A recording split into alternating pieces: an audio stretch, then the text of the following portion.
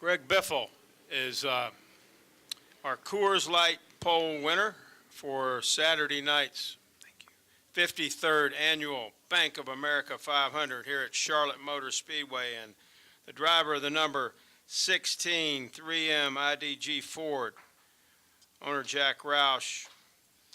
This was a track record here at Charlotte Motor Speedway. 193.708 miles per hour. 193.708 miles per hour. Breaks the old track record by Elliott Sadler, set in 2005. This is Greg's third pole this year, his 12th pole overall, and his first pole ever at Charlotte Motor Speedway. Greg, tell us about that run that you had out there tonight. It was incredible how fast you were going. You're doing great up until then. I was, wasn't I? I think you picked up the Ryan. I did. You picked up the Ryan name tag. Long day.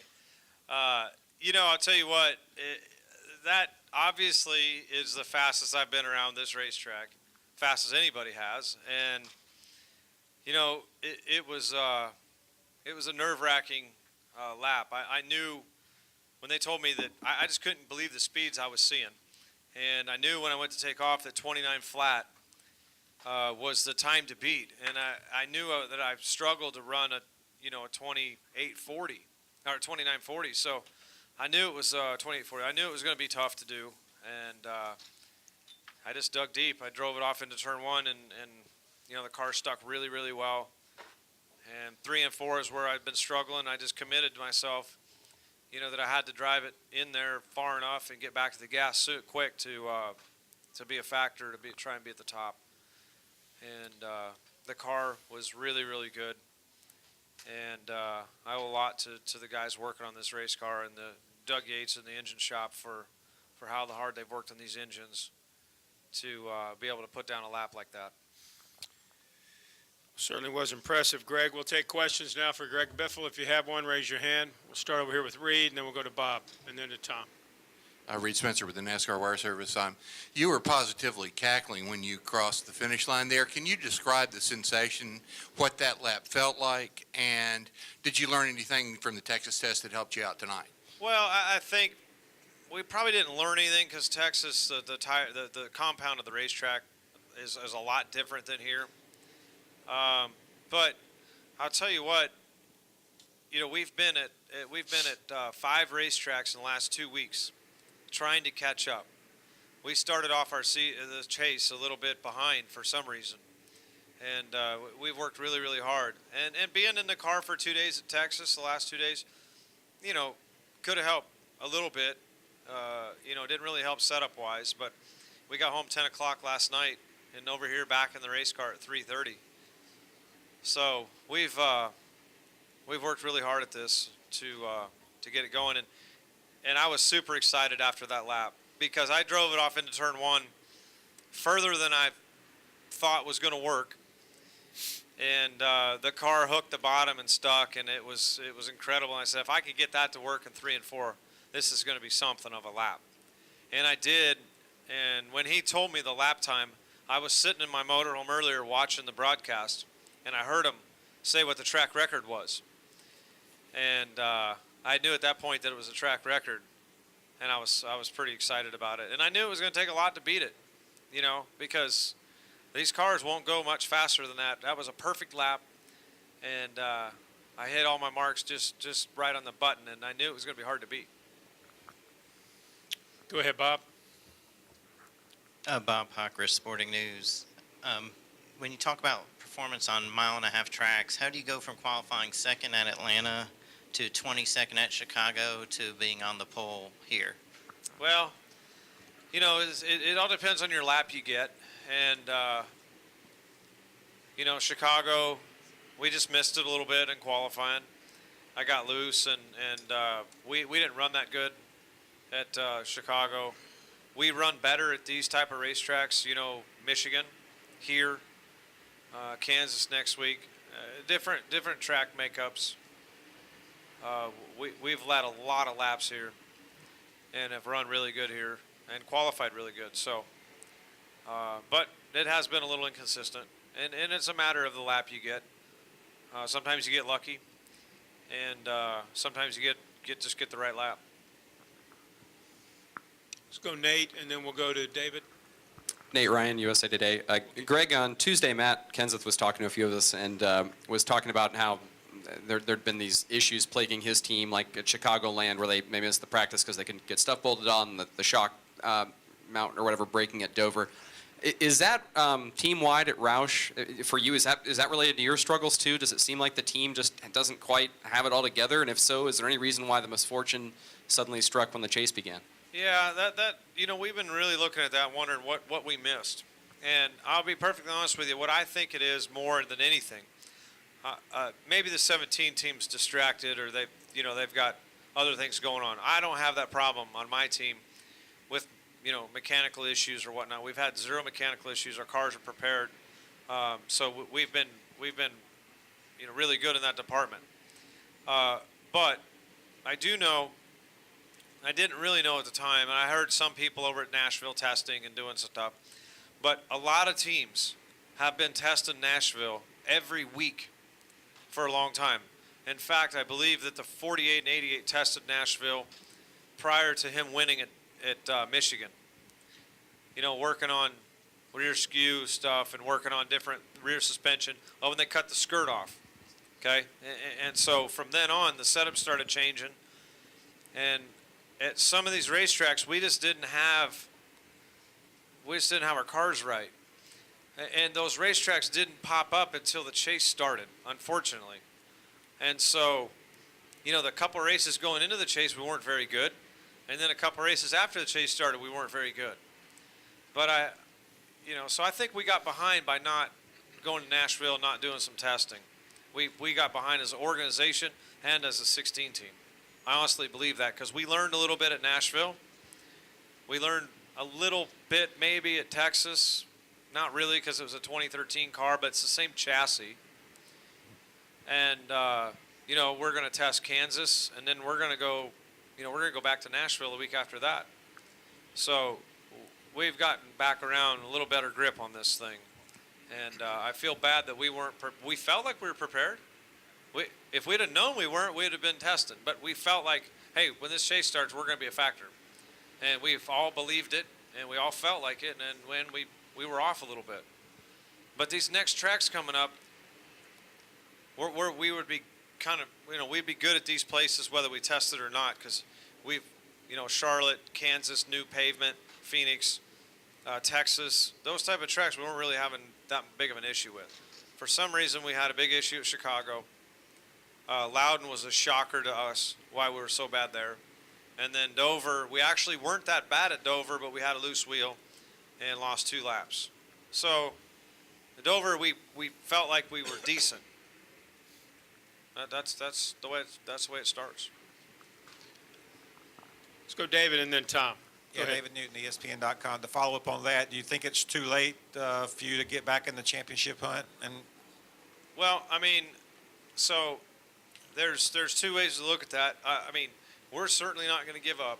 We're going to try and win here Saturday night, try and win next week. That's all we can do is be in control of our own destiny and try and win these races. Is it too late for us to get back in the hunt? Probably. Mathematically, it doesn't look good, but it's possible. We're 50 points out. Take, for instance, last week, we finished 6th. I look at the scoreboard, Brad's 7th. And we gained 1 point. So 49 more weeks and I'll be right there with him, Unfortunately, that's the way this sport goes. So all we can do is do the best we can, and whatever happens, happens. And if we get back in it, it's because they gave it back to us. That's really what's gonna have to happen. And we're gonna have to earn it for sure. We're gonna have to earn it Saturday night here in the Bank of America 500 and next week and on to the rest of the races. But they're going to have to give us a little bit back to get us in the hunt. Tom and then Al. Hi, Greg. Congratulations. Tom Jensen, Speed.com. From everything I've heard you say, the pucker factor was pretty high tonight. Very high. When you practice during the day and you go race at night when you know you're going to have a lot more grip, it's something of a leap of faith. How do you know how hard to go to get to the pole without going over the edge and winding up in the wall? You really don't, and what that comes down to a lot of times is courage. You know, it may be courage and stupidity. So you have to trust that race car that it's going to have the grip, and you got to trust your skills as a driver. That if I drive it down in the corner too hard, too fast, and get back into gas, that my skill level is enough that I can recover if something happens. And I felt like my car, you know, I got sideways a few times in practice, and I've been able to drive this car fairly good. You run the bottom of the racetrack, so you got a lot of room to save it if you do screw up. And I felt like that I could deal with those circumstances and drive the car in the corner. Probably I drove in the corner faster than I thought that it was going to work. And I went straight to the gas. And it gave me one wiggle, and I kind of breathed the throttle maybe to half and then back down. And it drove right around the bottom of the racetrack. So I was thoroughly impressed with that corner. And then I didn't overdrive it down here, and you know did the same thing down here. So, and we're talking thousandths of a second between Mark and I. It's just amazing. Or between the top five, how tight it is, and how little a difference that is when you're driving down into these corners. So you really don't know, but you can go by the lap time. I knew Kevin Harvick did a 29 flat, and I knew how hard I had to drive it to go 29 flat, and so I tried to drive it there a bit more. Go ahead, Al. Yeah, Greg, Al Pearson, Auto Week. Track conditions were perfect, weather conditions. I mean, as the day went on, did y'all know that by 8 o'clock or so, it was going to be as good as it was?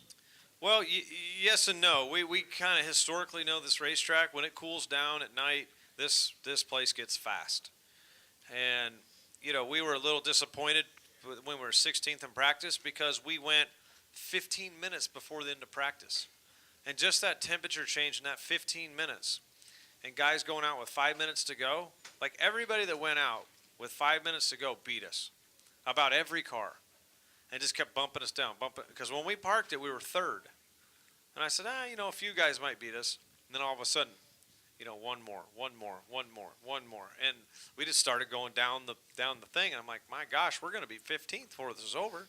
And we were 16th. I would have never thought that. So those 15 spots going even later, you know, could have made a difference for some of the guys. But, you know, we got all the speed there was on the track out of our car. And, you know, you just don't ever know what you're going to have, to be truthful with you. Let's go to Hill, and then we'll go back here to Bob. Go ahead, Hill. Greg, Hill Overton, WIXC Radio. You and your Ford colleagues have done the last couple of years really well at maybe the first half of the races here, only to falter some late. What can you do this year to be different and be there strong at the end? You know, that's a good question. We've, as this track takes rubber, it gets rubbered up a little bit. At the end of these races, we've fallen off just a little bit.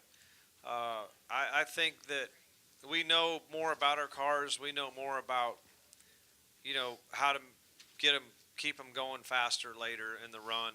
And our setups have changed some towards what we think some of the guys have beat us with.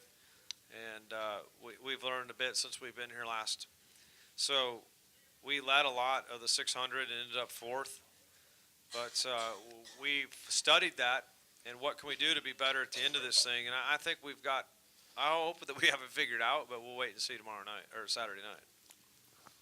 Final question, Bob Pockers.